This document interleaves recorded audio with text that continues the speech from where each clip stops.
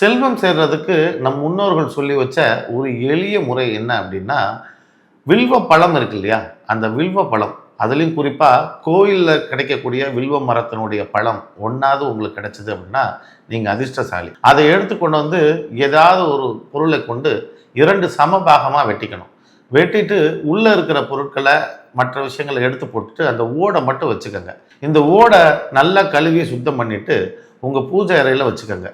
மகாலட்சுமியோட மந்திரம் ஒரு சின்ன மந்திரத்தை நீங்கள் சொல்லி உருவேற்றிக்கிட்டு ஒவ்வொரு முறை சொல்லும் பொழுதும் அதில் கொஞ்சம் கொஞ்சம் குங்குமமாக போட்டுட்டு வாங்க. ஒரு நாளைக்கு குறைஞ்சது 108 மந்திரமாவது சொல்லி அதில் கொஞ்சம் கொஞ்சமாக குங்குமம் இட்டு நிரப்பிட்டே வாங்க.